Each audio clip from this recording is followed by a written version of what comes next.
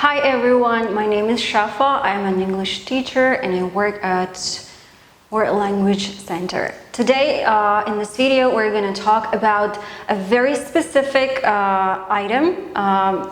Most of you know what are adjectives, but sometimes it's very confusing and we don't know which one to use.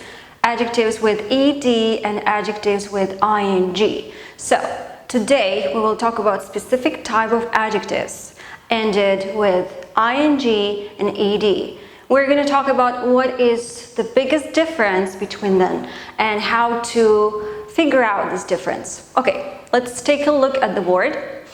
Some of the examples are bored, interested, excited, and confused. This type of adjectives are ended with ed. And let's take a look at this one. Boring, interesting, exciting, confusing. And what is the main difference between them? So let's take a look. Adjectives that are ended with ed, most of the times when we say, for example, I am bored. What is the meaning of it? If we say, I am bored, for example, I'm reading a new book and in the beginning it was pretty interesting, but now it feels so boring. Or I can say, I am bored. So if I say I am bored, it means the way I feel.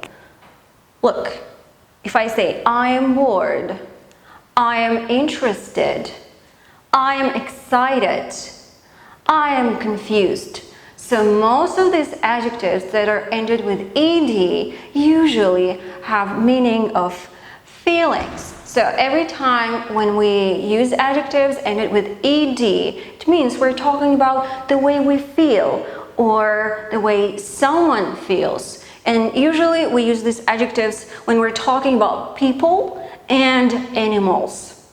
But we can't use these adjectives when we're talking about things. Why not? Because usually things, they can't feel. So if we're talking about some things and we want to describe them, in this case, let's take a look. We will use adjectives ended with ing. For example, if I say, I am bored, instead of saying I am bored, I can say, I feel this way. I feel so bored.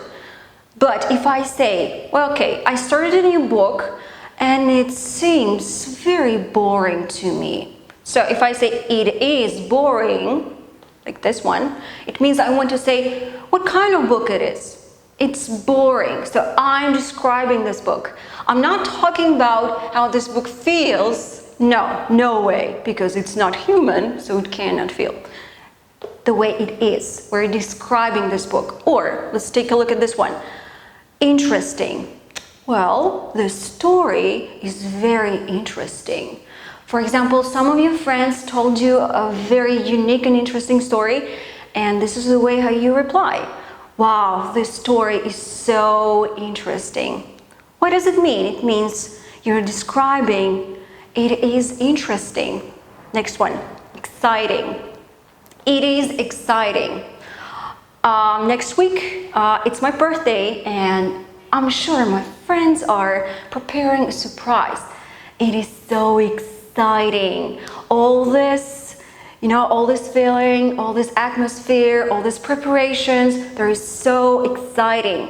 I'm describing the situation. It is exciting. But if I say, I am so excited about that. Next week is my birthday and my friends are preparing a birthday party for me. Wow, I am so excited. This is how I feel. Not the way it is, but the way I feel. That's why I use ed in this case. And the last one, confusing. It is very confusing. All this situation about coronavirus pandemic is so confusing. Like this is how I describe the whole situation. And I am confused.